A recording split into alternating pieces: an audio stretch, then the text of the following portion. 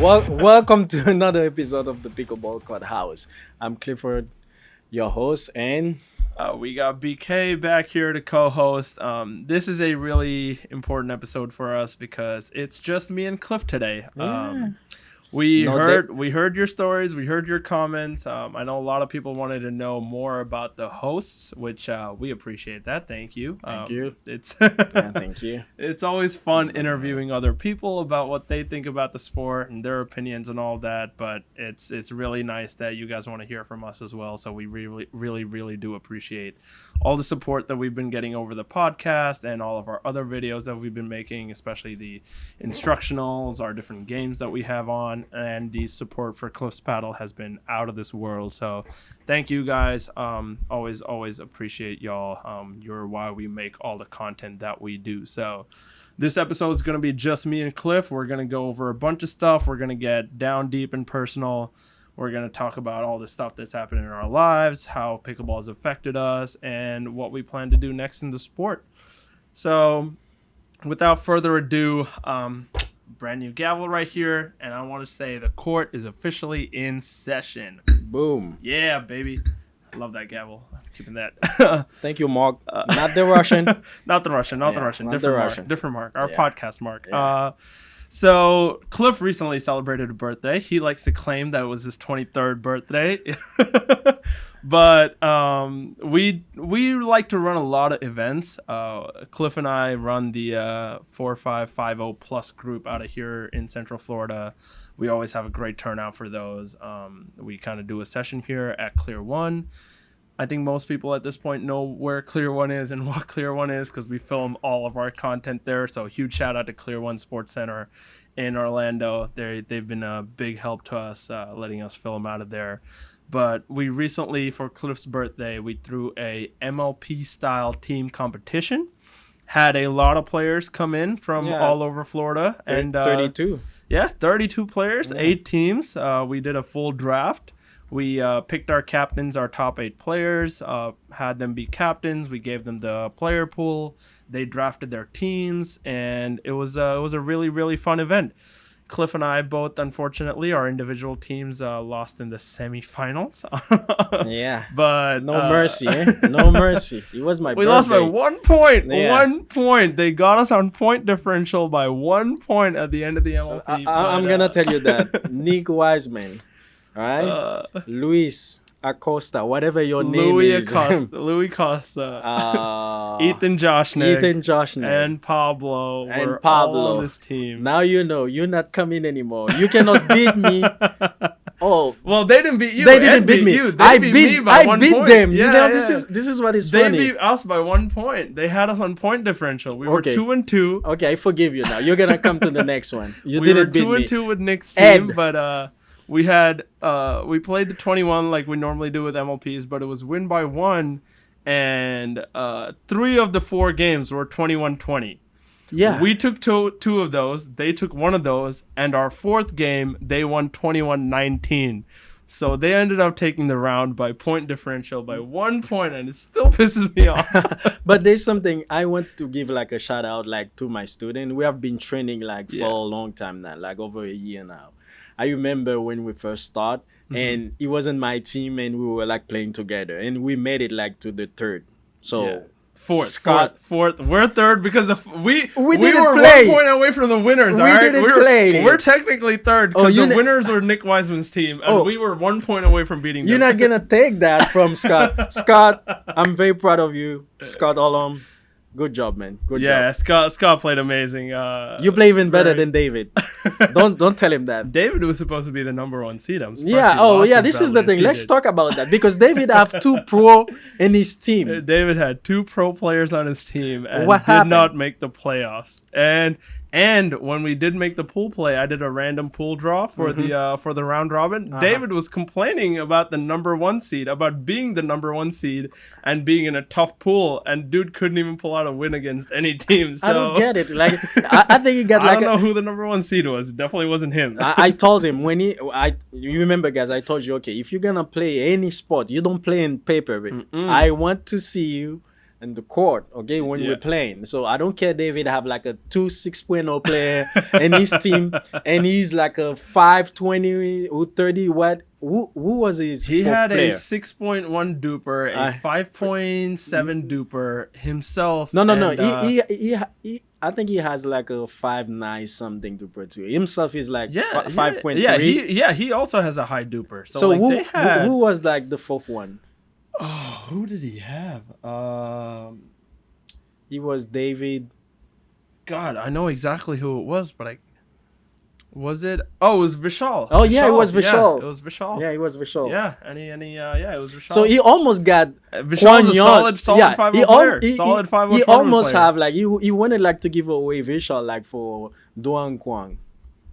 Kwang. Come on, no. We're not doing that. So if we didn't put a stop of that, he was about like to fire Vishal and play with. But it's I'm so glad that did not happen because he got lucky. First off, he drafted someone else, and we replaced a 4-5 with a pro player for his team because one of our 4-5s pulled out. So he got lucky with his initial team in the first place. But thankfully, David's not a great player, so they did not do well.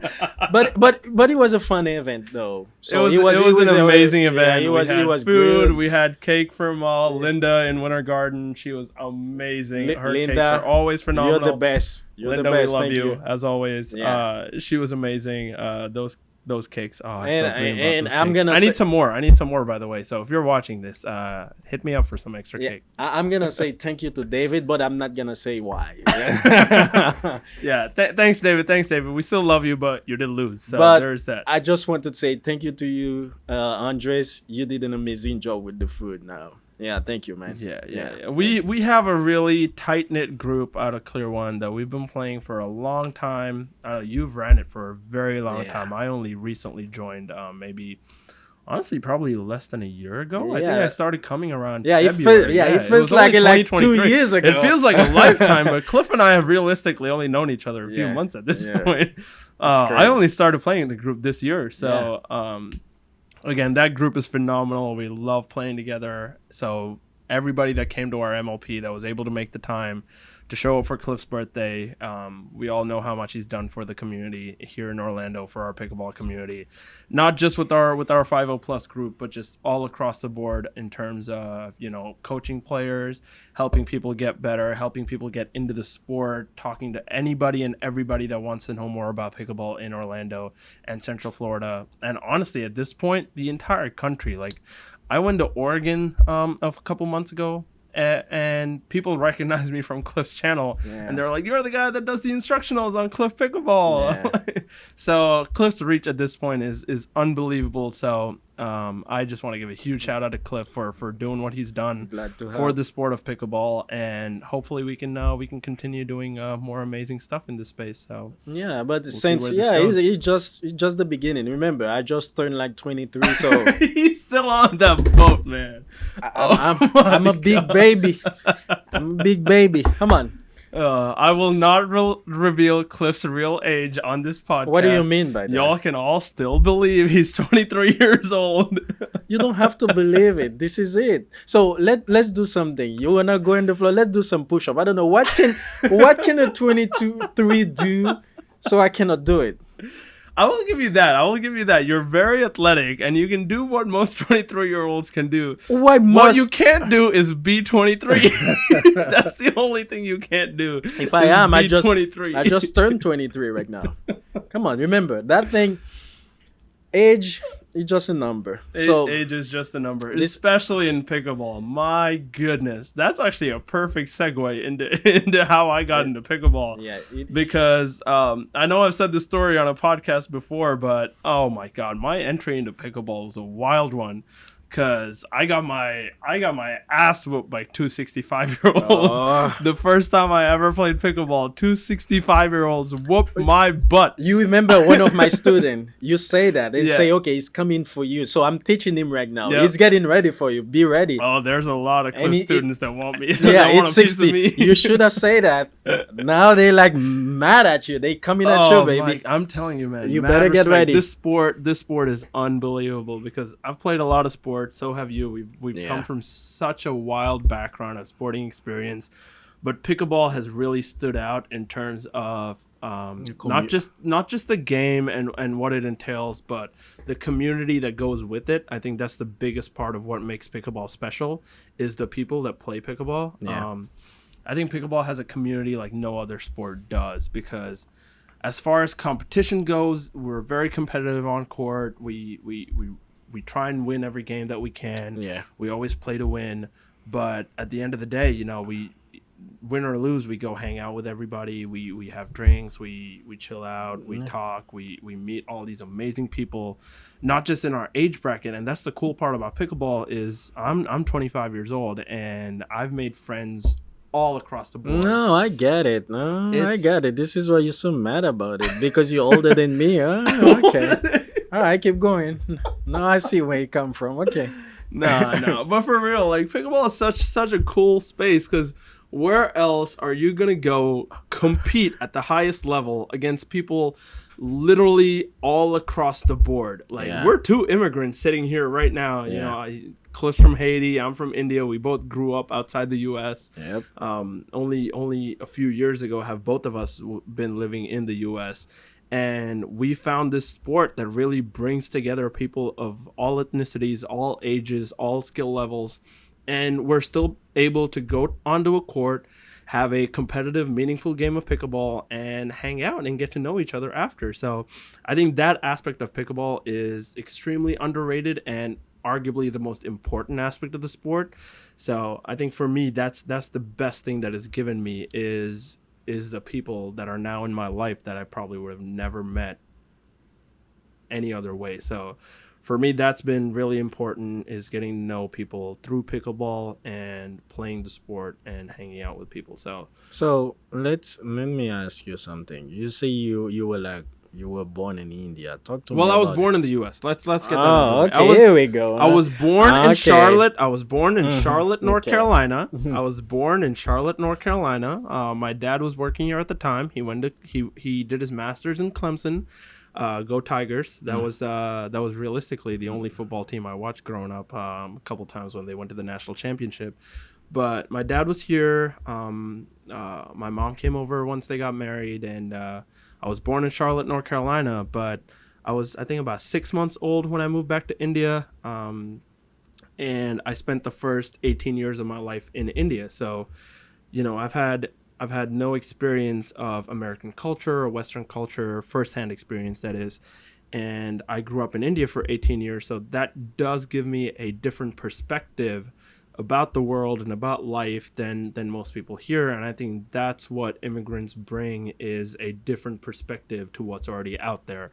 So I did spend the first 18 years of my life in India, first 3.5 in Delhi in India, and then the rest in Chennai, which is where I'm from. Chennai is my hometown. That's where I'm from. That's my favorite cricket team. Everything I do is around that city. That city is my first love always.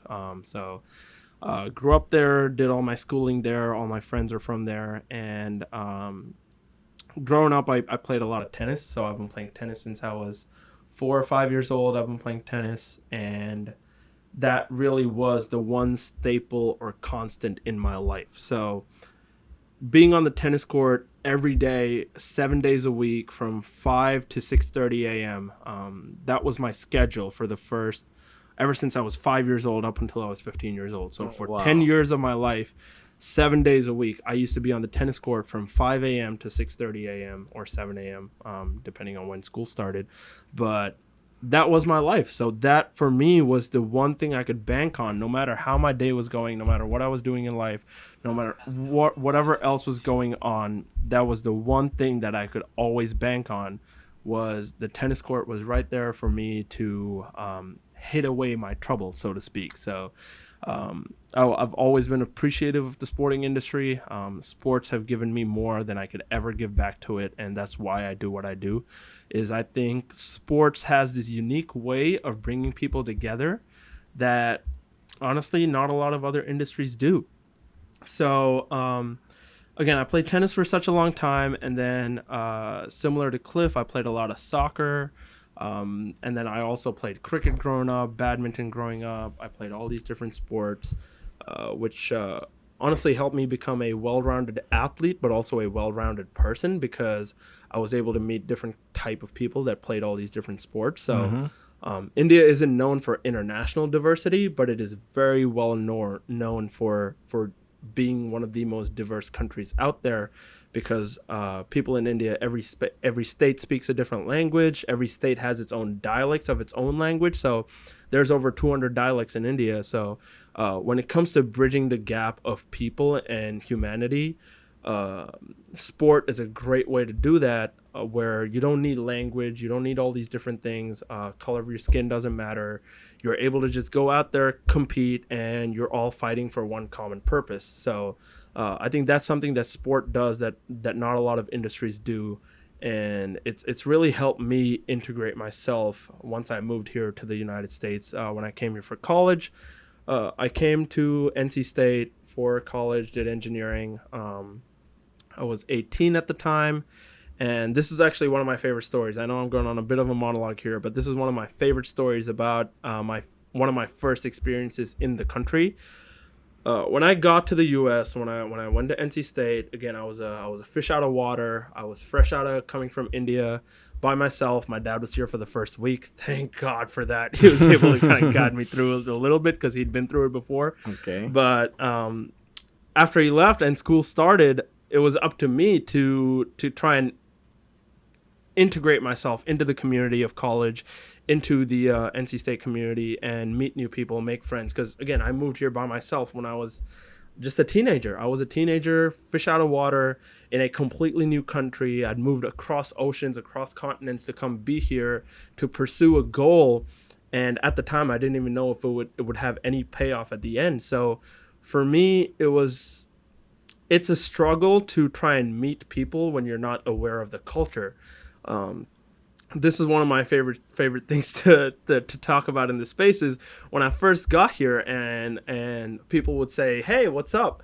I would actually tell them what's up. Like in India, we don't have that culture. There's just that break there, that if somebody said, "Hey, what's up?" I would assume that's an initiation of a conversation, and I would just start, "Oh yeah, my day. I've been doing this today. I went to this coffee shop. I had a coffee and a croissant." I was like, I'd actually initiate a conversation, and then one of my friends looked at me and said, "Hey, the proper response for somebody telling you what's up is what's up." Yeah. If somebody says what's up, all you do is just look at them and say what's up, and then you just move on your merry way. So little things like that most people don't notice. It's such an integral part of the culture that's built into this country and its foundation, that when you have people from different backgrounds, you get a completely new experience of what life is and what culture is and what community is.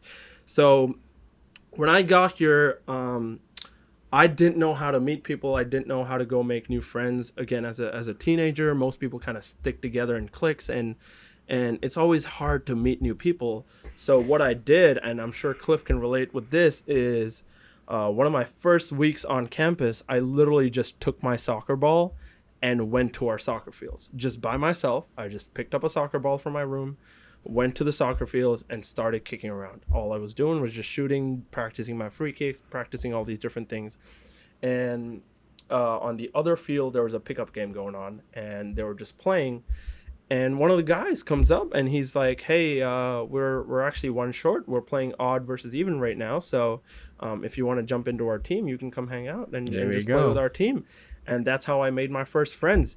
Turns out that the team that I played with was a completely international team made up of people just like me, who had gotten there and had no idea how to make friends. So they'd all just come to the soccer field to see if they can just kick around a ball and meet new people. So I ended up being on a soccer team with a Nigerian guy, someone from Poland, a Brazilian, Venezuelan, German. There were about 10 countries represented in this team of 15, including myself from India.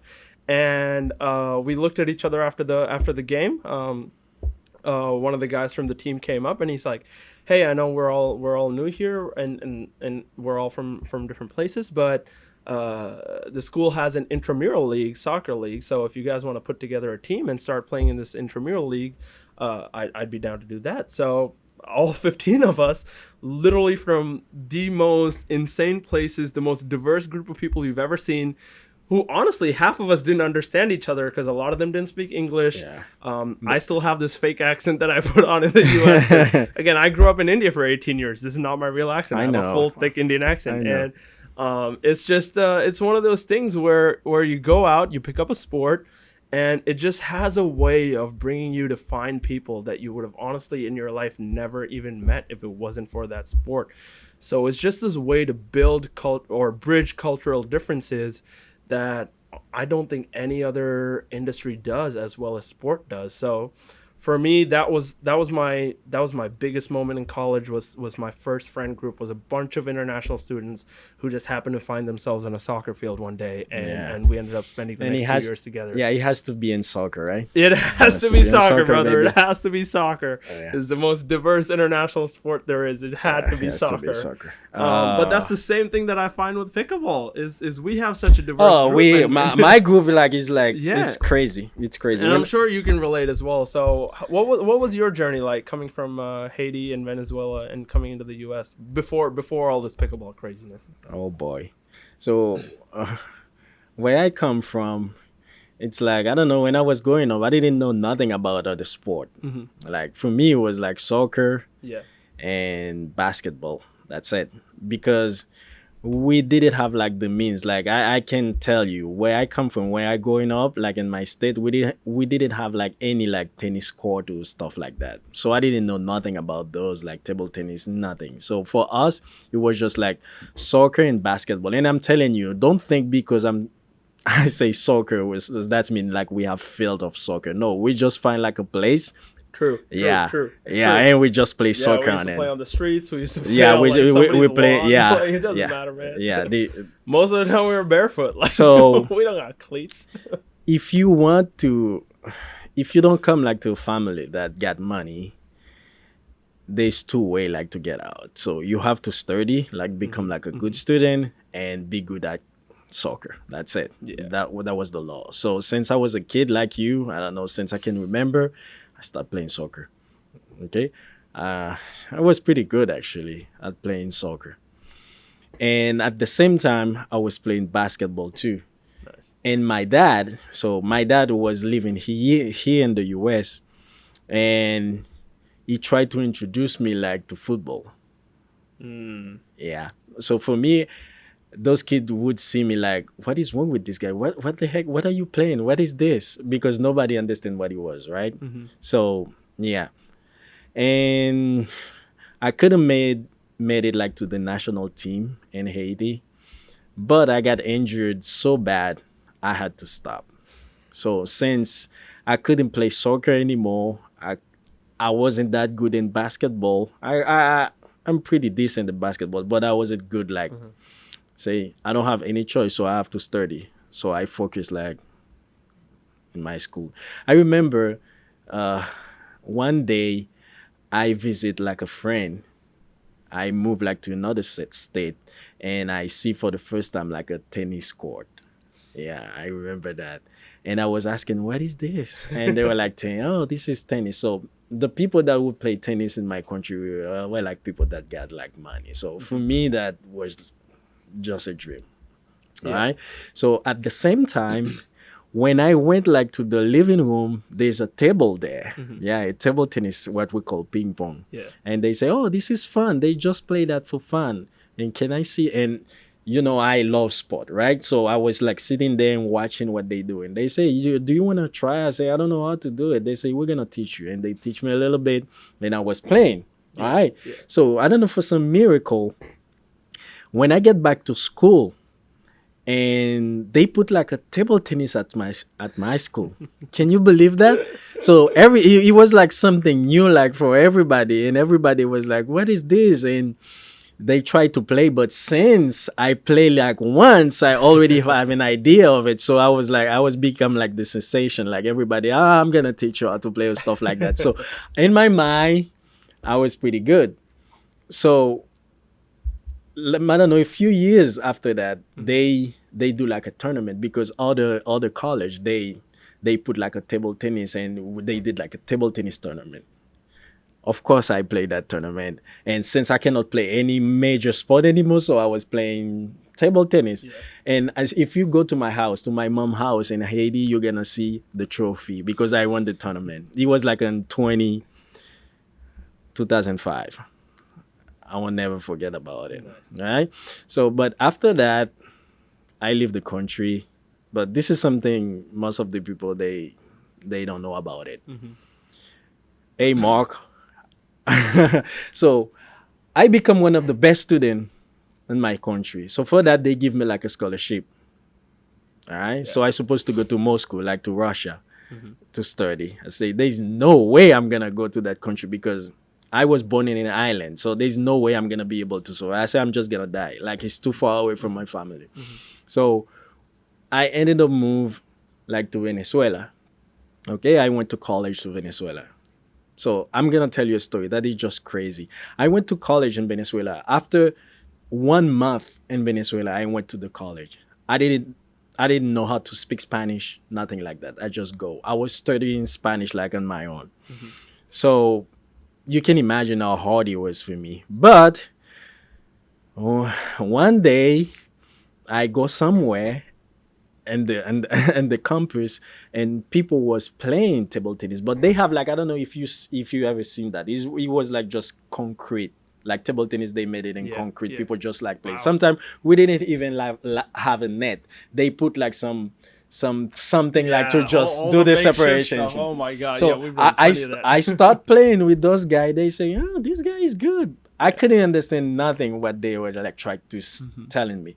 So they tried to explain me. They say, if you go, we have like a club. We got a table tennis club. So if you go there, they have a real coach. Since you have talent, they can teach you how to play. You can be very good. I didn't understand that. So they just write it for me. And when I get home, I do whatever I can like to translate it. When I see that, and after that, I went to the club. But for me, I was like, they don't know who I am. I'm the champion in Haiti. I'm pretty good at this. So when I get to the club, I just realized, oh boy, I didn't know nothing. Yeah. So the coach, they have like to start like from zero, like teaching me everything. Yeah. And since I couldn't play soccer, I just play soccer for fun, basketball for fun. And I say, okay, I'm going to try it. So I try it and I love it. And I train. But when I train very hard, like 5 days a week, 3-4 hours a day. Yeah. And yeah, I become very good at it. I was making a living out of it. I say, okay, that is not normal, but whatever. So after that, and I retired, of course, because I get my college degree and start working, and there's no way I can do that anymore, right? Yeah. So when I moved here, I was still playing, like, let's say in the weekend, like 2 days per week for fun. And I remember when I moved to Orlando, the first thing I looked for, it was like, where can I play table tennis? And unfortunately, the place was like, I don't know, 30 or 45 minutes from my house. I said, it doesn't matter. Yeah. I'm going to go. So this is how I discovered like table tennis and clay one. So clay one didn't nothing to do like with pickleball, nothing like that. Yeah, I believe they only had one court at the time. No, didn't they? nothing, It wasn't nothing. there yet? It was 'Cause- table 'cause tennis. I heard there was one No, pickleball court in the it corner was before it they, was like, started table doing all this tennis. stuff. Yeah, it was table tennis and badminton. Yeah. When did the first pickleball court come in? I know it was well I before can't the I can't pandemic. remember, It was but I early- can it was find early, yeah. I can find that information for you because when they start, they put 2 court first. Okay, You see court yeah. 13 Yeah, the back and court. 12. Yeah. Yeah. So after that, I can show you video of me playing, and you can see those people do whatever they do in like in the pickleball court. I didn't know what that thing was. All right. So, and after that, I don't know, for some reason that thing is keep growing, and they keep taking our space. We were like so mad about it. Oh man. So we used to have at least 18 table like to play, Yeah. and before we know it, we got 10 and we got 4.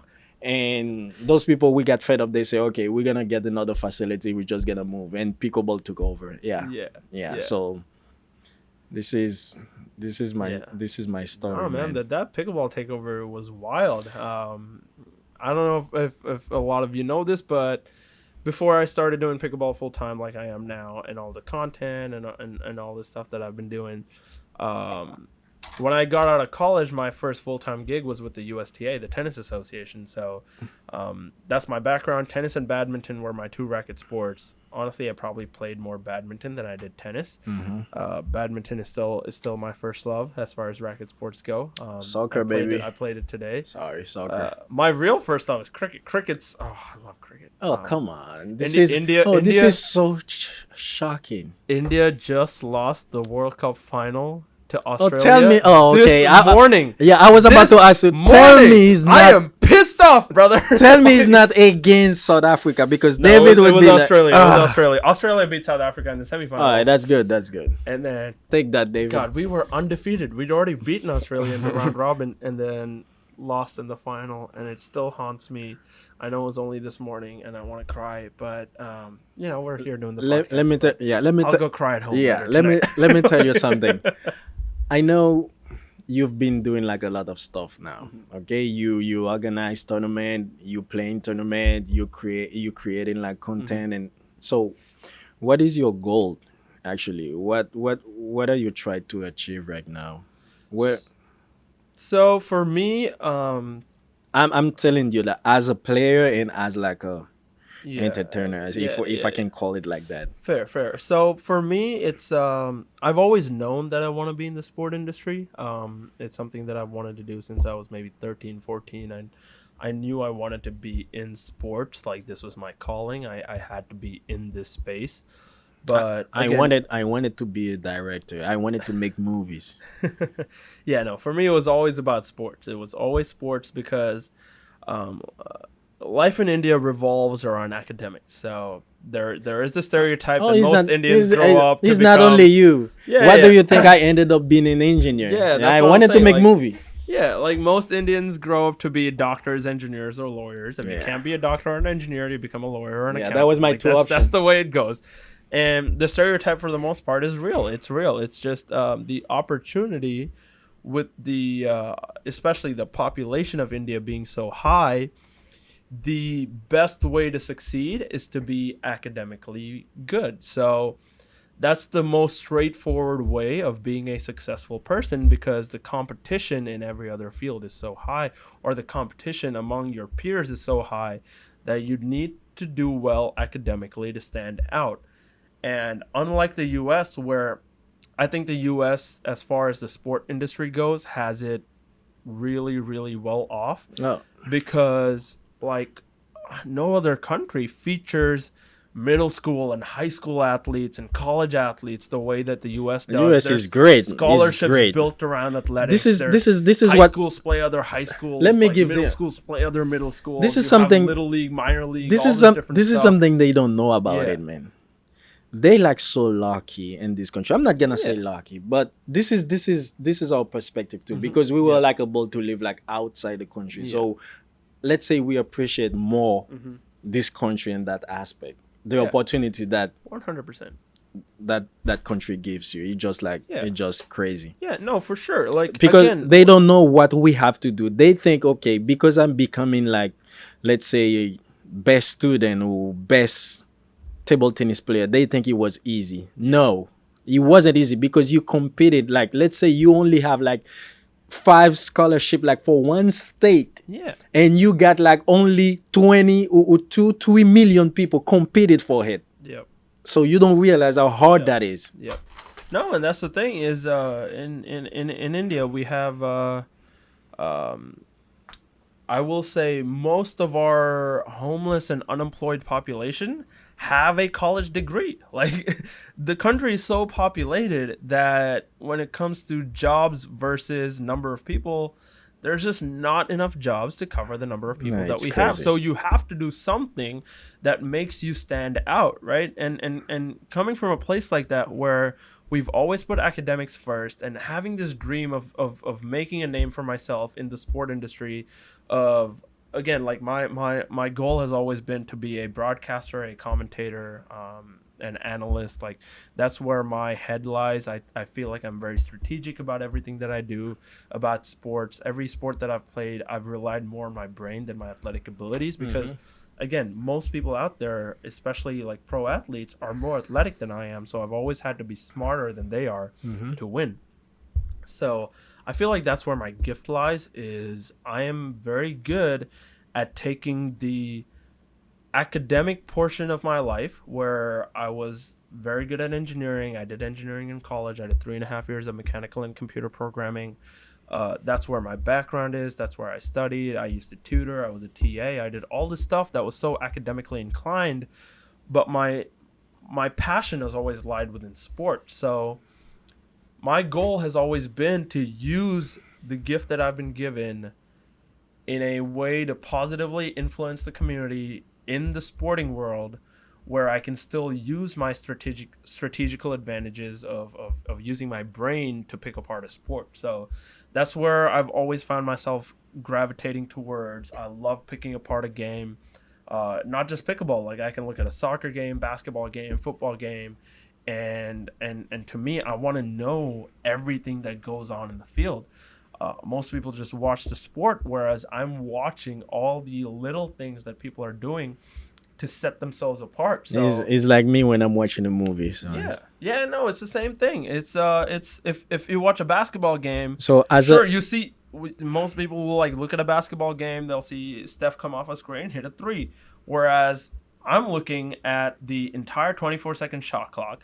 I'm looking at 2 down screens. I'm looking at him come around. I'm looking at 3 little ghost screens come off just so they can get the space. And I'm looking at all these different things that are happening to get that open shot that's now leading to that 3-pointer. And then you can do that with any sport. Same thing with soccer. Like, some people have a tough time covering the wing, so a lot of people like to attack the wing, put crosses in if you have a big man in the middle, versus some people like to play with a false 9 and really distribute to your wingers, and they're your primary goal scorers instead of your striker. And there's all these things that go on within the sport that really comes down to strategy and using your brain and knowing or understanding a sport better than your opposition. So that's what I tried to do with pickleball. When I got into pickleball, that was my biggest thing. As a coach, it helps me a lot that I'm able to pick apart a game. But when I come into pickleball, again, I'm a 5'11" Indian kid that is not the biggest, strongest, fastest guy out there.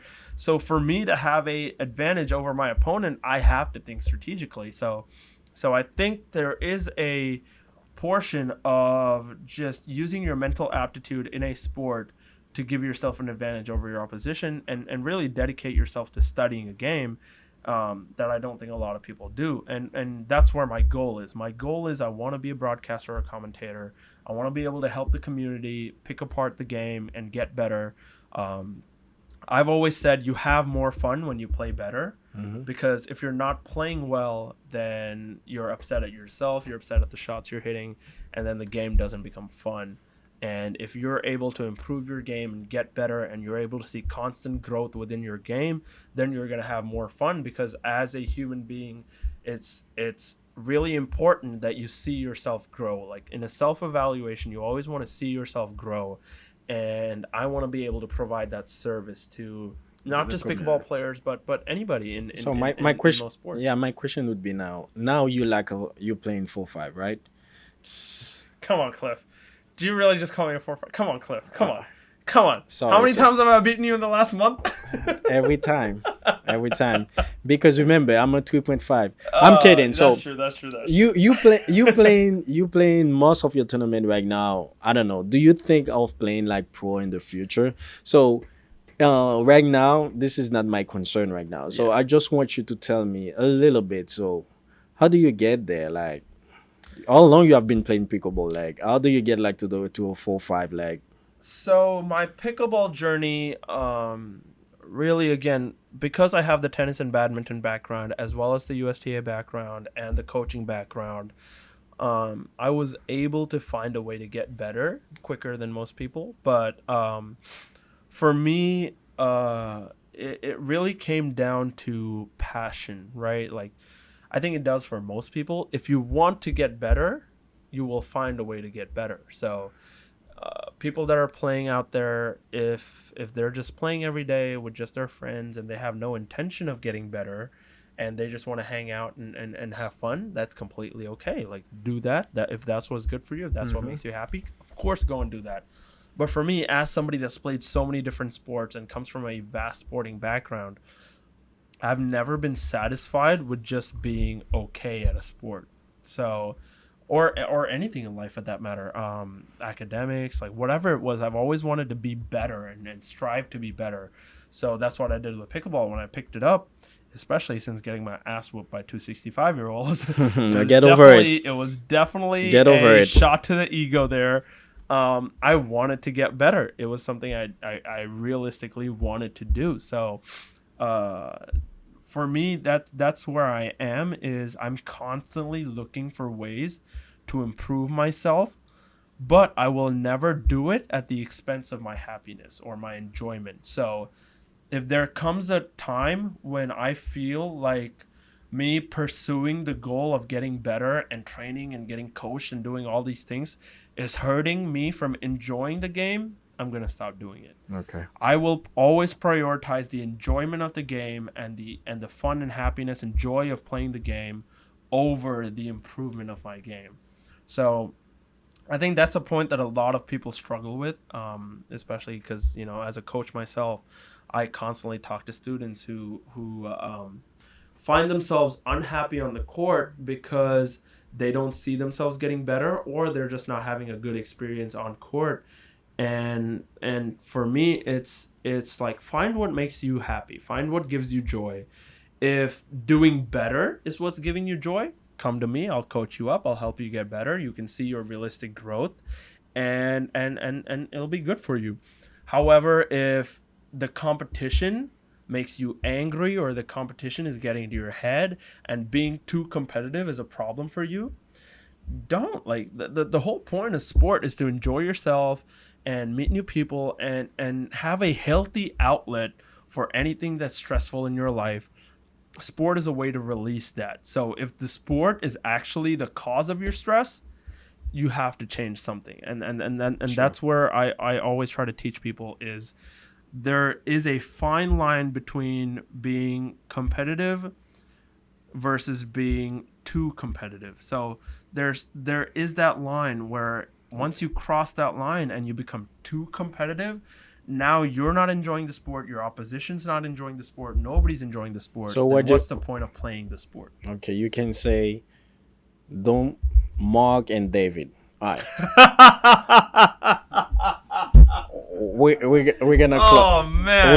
we're gonna close out. Oh, the Mark. Russian and the South African? Yeah. Oh my god. Yeah. Oh, Yeah. really hitting the Russian and the South African right now? So he's an African American. Come on. African American. The guys is Hey, even- this is the first episode that we haven't had him on, so Yeah. 2 episodes. He's gonna be mad about it. I don't know how we're gonna survive that. But he'll be all right. yeah. I think he's tired of losing. All right. So I know that Cliff's been great with helping me enter the space of content creation, because he's had his channel up, Cliff Pickleball, for a few years, 3 years now. Is it 3 years? I believe. Yeah, actually, I started making instructional video like 2 years ago. Yeah. So it's been amazing to do that, but you've been in this game way longer than I have. Yeah. And you've put out the paddle. I know our interests have always been aligned. Yeah. In the sense that we're always trying to help the community. This is because that's what we've always been about. But where do you see yourself going with pickleball? Because I know that this is what you do full time now, is just pickleball, and you're trying to make a name for yourself in this space, but you're also trying to thread that line of still helping the community in any way, in every way that you can, especially with the paddle and things like that. Where do you see yourself going with pickleball? beat Ben John. Beat Ben Johns, baby.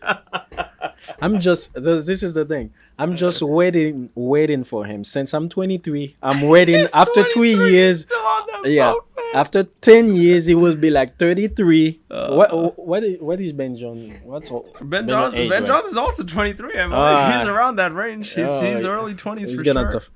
Okay. Maybe I'm gonna think about it. No, no, I'm no, pretty sure Ben Johnson's younger no, than no, no. me. Seriously. Yeah, 24. He's 24. Yeah. So this is my thing. When you come from, I don't know, from my country where I come from, you have seen stuff that, I don't know, make you different, I guess. Because I know what suffering is. I know what needs is. I get that. So that is my number one priority, like helping people. It's not only like with pickleball, with Yeah. nothing, like in every way. So for me, if I can enjoy something, this is what people might think, like I'm rich, I'm making a lot of money, like in pickleball, stuff like that. No, Because no. that Yeah. wasn't like my, I had Yeah. a job that wasn't like my Yeah. goal, so I didn't care about it. Yeah. Okay, so my goal was like, okay, when I play a tournament with my student that like a few months ago Mhm. that didn't know how to dig, now he can hang with like with 6.6.6.0 Dupre Yeah. people. Yeah. That's you cannot buy this. For No. me, this No, is, man. yeah, for me this is like happiness. So this is the thing. So now I'm try, like, let's say if I want to quit my job, if I want to do that full time, of course I need to make like a living of that. Yeah. Okay, since Yeah. I'm not alone, I have a family, Yeah. so I need to maintain my family, stuff like that. But Shout out to Leah and Connie. yeah. Shout out to Leah and Connie for always being very supportive of Cliff's pickleball Oh, career. what do you think? What do you think? If Connie Man, say it's, no, it's very hard to do it. yeah, you don't if have the Connie support say from your no, family, so nothing I that's could do. so important for you to have. Yeah, I got the I best. know how I, important that is. yeah, I got the best wife in the world, man. Connie's the best. Yes. So pretty simple. Okay. So if I'm gonna invest like all my time, like everything, Yeah. but I need to make a living out of it. Yeah. But I'm still not gonna go away like from my number one priority is like helping people, Yeah. which I've been doing like for I don't know, for the past 3 years now. Yeah. Okay, so actually becoming a pro, seriously, this is not something I ever like dream about it. Yeah, Oh, I yeah, want to yeah, become a yeah, pro. Yeah, because I wasn't like in a position like to do it. Yeah. Okay, I remember I told you I have a job, I have a family. This is tough for me. Okay, but now actually this is something I've been thinking about it and say, okay, if I'm gonna do that full time, maybe I would train myself, and if I get to that point that I don't have to worry about certain thing, maybe I will start like playing pro tournament. But Yeah. for now, I'm just gonna be focusing like and helping people like any way I can. Like Yeah. I want people to have fun. I'm talking about like organize tournament, like Yeah. create paddle, teaching, Yeah. do Yeah. clinic, like anything that I can do like to help people like improve and enjoy the game. Yeah, no, that's awesome. I think that's where our goals have always been aligned, which is why we work so well together, is that we've always tried to put the community first. And I know it sounds cliched and it sounds corny, but being two immigrants, like coming from a place where, honestly, for you, I don't know if it was the same for you, but for me, like, sport was the only release. Like, sport was the only way I could get away from life and go meet new people and do all these things that really made me happy. We're not gonna go in detail. Yeah, exactly. So yeah. that was so big for me, and being able to do that now with the pickleball community has been exceptional. Have you ever? I know you have done that, right? You Yeah. can come back to school and there's no food on your table, but you Yeah. go out with your ball and go play soccer. Yeah, and you forget yeah. about like I you mean, were it doesn't hungry. matter. You It haven't eat like for literally 1 doesn't day or matter. 2 days. It doesn't matter, Yeah. bro. I've forgotten to eat so many Yeah. times because I'm out hanging with my boys playing cricket or badminton or soccer or whatever it is. Yeah. And it's just such a great way for us as humans to interact with each other and understand each other without having to honestly even know each other. Like, you could play with a complete stranger. I'm playing with a Russian, and the guy is cussing me like every time, yelling at me. Why you play that ball? Let it go. It's out. Oh, before we close out, like this story I have to tell. It's not a story, but just an anecdote. But just as I mentioned for Cliff's birthday, how we did the MLP style thing. Our group, we did this international or immigrants versus Team USA. Yeah, because we have such a diverse group. Vast, diverse group. Of we have everybody in that group. Within our group of pickleball players that all play 4-5 plus 5-0 plus pickleball. That it's been so amazing to be able to find a sport or find an outlet where not only can you get away from your stressful regular lives, but also meet people from so many different backgrounds that it changes the way you think about the world. Yeah. We had, 6 teams, so 24 people. Yeah.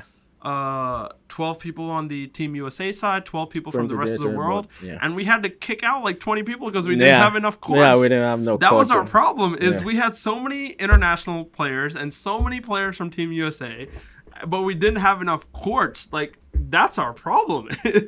How amazing that is that we have a group here in Central Florida. Who won that thing again? Team Immigrants, baby. Rest of the world beat Team USA 3-0 in the final. Take that, Ed. But that's the thing is we have such a diverse group of players from literally all over the world. We covered Australia, we covered Africa, Slovenia, Russia, Europe, South Africa, Asia, you name it, America. We Trinidad, every continent but Antarctica we covered. Yeah, it's crazy. And it's amazing that we've been able to build a sport or bring this sport to the world and have so many players playing it. And Cliff and I are so thankful that y'all have kept watching our stuff, and thank you for the support. Hopefully, we can keep doing this for a long time, and you guys get as much enjoyment out of it as we do. I want to say that, and this is your way. You also like to support us. Like this is a great paddle. Get the paddle. I think by the time the paddle is out now. You can go. You can go and get the paddle. The paddle is absolutely phenomenal. We have the bag too. Yeah, we just got the bag. I'll touch on the paddle. The paddle is absolutely phenomenal. This paddle right here is my own personal paddle. It's what I've been using for the past few months, and it's become my permanent paddle. And I'm not just saying that because I love Cliff, but I'm saying that because as a competitor, this has helped me win more games than any other paddle I've played with. And that's no bias there. That's the honest truth. Is my game has gotten so much better since I've used this paddle. I've beaten pro teams. Yeah, you can think think Cliff like a million times since I switched to this paddle. Yeah, my partner is always a 3.5. So and honestly, if you guys are looking for a control paddle, especially for people with a tennis background or badminton background that want the elongated handle, the Vauraus is an amazing paddle to use. Definitely go check that out at CliffPickleball.com. Use my code BK10. Here we go again. Do my own marketing, brother. And use my code BK10 at CliffPickleball.com. Get yourself the Vauraus, especially if you're looking for a control paddle with an elongated handle. Honestly, for me, this is the best paddle on the market when it comes to control. And also, if you're looking at my tiger stripes on this little paddle, that's Fourth Pickleball. So you can go to Fourth Pickleball for rthpickleball.com. Use the code BK10 there as well to get yourself these fancy edge tapes. They have a huge collection. But if you're looking to support us in any way, I'm sure our DMs are always open. You can find me at BK_Pickleball.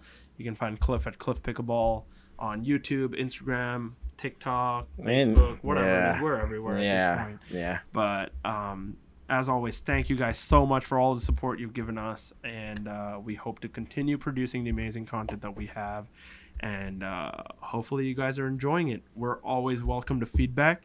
So if you do have any feedback for us, if you'd like to see any topics that you'd like us to cover, any instructionals that you'd like to see from myself or Cliff, any paddle reviews, any companies that you'd like to see us reach out to and get products from and test them for you, we'd be more than happy to do it. So leave that below in the comments. We're always, always, always happy to provide you with the most up-to-date, relevant information when it comes to not only pickleball, but honestly life in general. So appreciate you guys so much for sticking around and watching us for so long, and hopefully we can continue making the making all the content that we've been doing. Fingers crossed, baby. Until then, the court is officially adjourned. Thank you guys so much. Make sure to subscribe to Cliff Pickleball below. Also subscribe to BK Pickleball on YouTube. And until next time, I'll see you guys later.